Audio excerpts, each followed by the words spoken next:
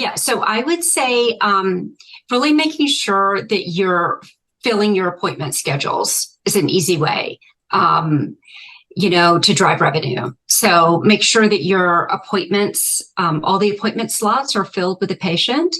Um, and you could do that through a variety of ways. I recommend, if organizations are not already leveraging some of the technology and tools available for this, that they should.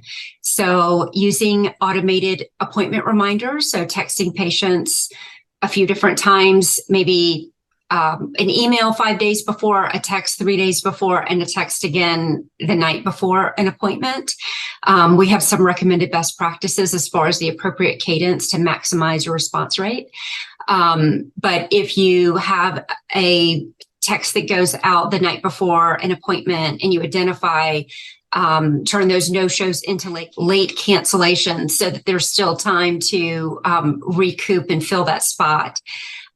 You can leverage waitlist technology. So if you have a queue of patients that have indicated they wanted an earlier appointment and they're on a waitlist, then when that cancellation comes through, your waitlist can kick in and start offering that appointment slot to patients who are scheduled maybe a week, 3 weeks, or 2 months out, and gives you the opportunity to fill that schedule and make sure that every slot is filled. So I think that is a foundational item that all practices should be doing, so that it not only drives revenue, but it keeps a healthy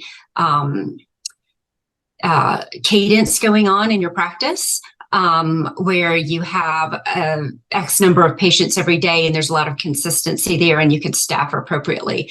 I think one of the hardest parts of dealing with practice management is when you have a lot of fluctuations in your schedule, where you have a lot of excess time one day and then you're fully booked and overbooked another day. That causes a lot of unrest for your staff. So I think it helps with staff burnout to keep balance in your practice. So I would say that to start with. I also think that offering patient self-scheduling is something all organizations seem to be thinking about. If they're not already doing it, they're at least thinking about it. And with patient self-scheduling, I think it's really a different era than it used to be, where like 4 years ago, it was really provider preferences trumped all when it came to scheduling. And so it was very difficult for practices to open their schedules to patients online through self-service scheduling. I recommend that organizations really think about, are we maximizing and making the best use of that provider's time if we open the schedules up in that way? And what I mean by that is you want everybody working top of license, and you want those highly specialized providers to see patients that are appropriate candidate for surgery, or for appropriate candidate for their highly specialized services, whatever that service is that they provide.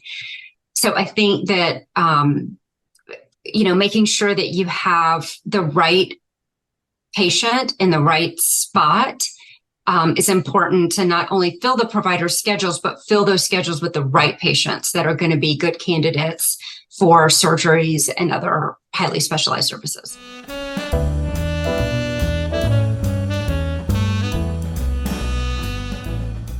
It's important first, before you drive results, to even understand and have visibility about what's happening currently. And that's something that I see a lot of organizations struggle with. They don't really have visibility into what's happening across their practices.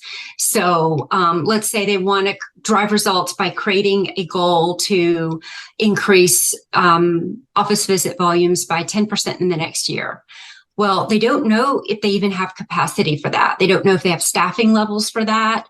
They might be stomping out all patient availability by trying to drive that high volume and really incentivizing their providers and staff to increase volume without increasing capacity. So I think it's important to understand, really, to be a data-driven organization and have the data so that you can understand what's currently happening in your practice, so you can be very intentional when you're trying to drive improvements. Another example would be, if you are trying to drive new patient acquisition, you need to look at what are your third next available appointments, your third next available, which is a common patient access metric, looking at that for all patients versus for new patients, so that you can see, do you have the availability for new patients to be able to increase their provider panels? So I think just building that capability within your organization to focus on analytics is important to driving performance. And that's something that Relatient does really well, is all these metrics that I just talked about. We have that available for our clients to look at.